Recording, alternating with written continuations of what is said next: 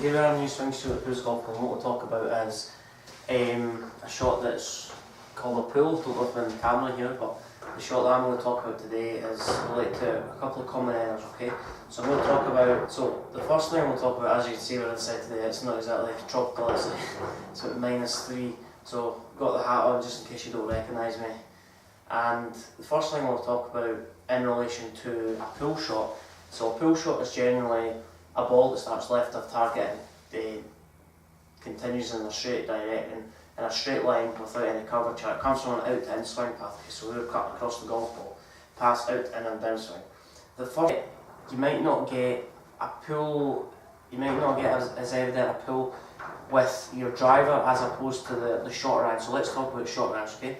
So when we have shorter clubs and more lofted clubs, we create a thing called backspin. But when we have backspin, that counters side spin, okay? So there's less tilting in the axis. The more loft we have, the less chance we've got of curving the golf. It's just pure backspin. Obviously, more loft on the club. So let's say you've got a driver. There's no such thing as the backspin of the driver. It's side spin, okay? The side spin comes from a tilt in the axis. So the least lofted the club, the more the axis is tilted, it's called D-plane. The more it's going to have going to have left to right side spin or right to left side spin. The more loft you've got, then the more backspin is going to be created, okay? So the less side spin you want to have, more lofted clubs, okay? So the first thing I want to talk about is, the first fault that I see when people pull the golf ball is their ball position. So the ball position too far forward, okay? So if I get into a position where I'm face onto the camera, so I see a lot of golfers where ball position's in the middle, shoulders are square, but they'll advocate this technique where they have the ball position too far forward, and what that does is it makes my upper body lean ahead of my lower body, okay? So this restricts my lower body, and from here, because our arms swing in the direction our shoulders are aiming, then from here it makes me lean forward. And from here I'm going to have an open swing path, okay? An open swing path, so my shoulders are going to be open to the path, or my shoulders are going to be up to the target, which is going to cause an out to in swing path and downswing, okay? So from here I'm going to create big deep divots, and you're going to create a path that's going to be to the left, and that's where it's going to result in a pull, okay?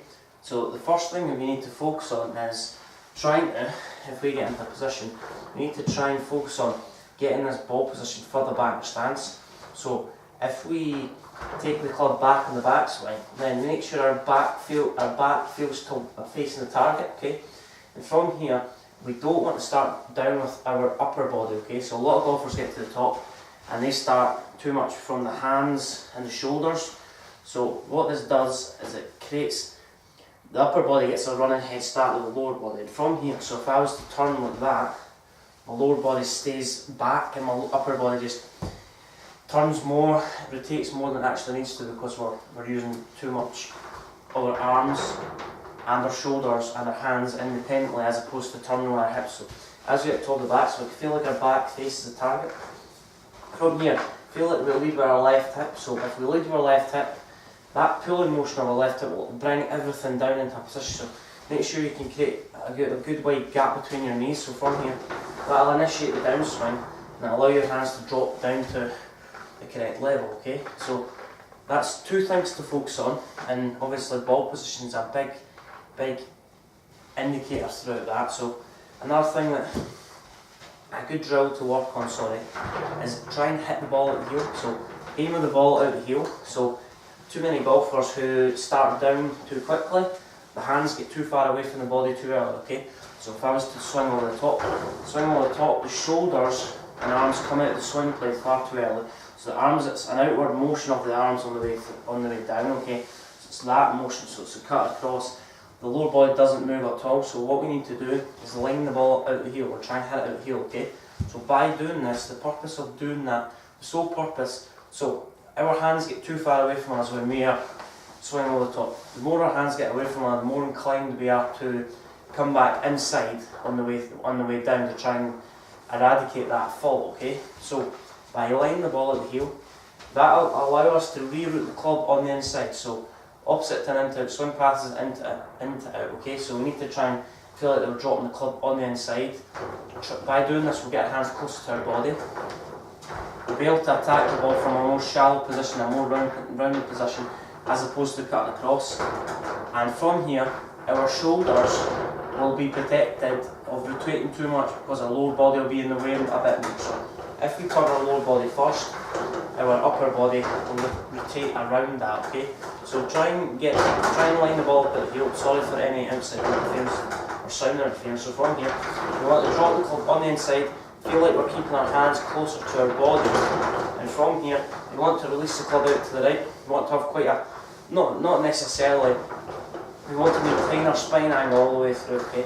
So two big factors or major faults related to a pull. So ball position too far forward, that affects the way our shoulders are positioned. Shoulders are too far forward, then it's a straight shot if our shoulders are aiming to the left.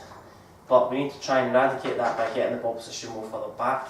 That won't make us lean as much forward, and then our upper body won't be working more than our lower body. So just get the ball position further back. That will get the path going more out to the right, and that will hit the ball at a closed position, okay? So if the ball's too far forward, then that's where the club reaches square. So square, and then obviously the path needs to be square to the path. But if the club's slightly close to that path, then the ball's going to go further left or so it's going to create a massive slice. So if you've got any other thoughts on that, or any other topics you want me to discuss, comment below and I'll get back to you as soon as possible. And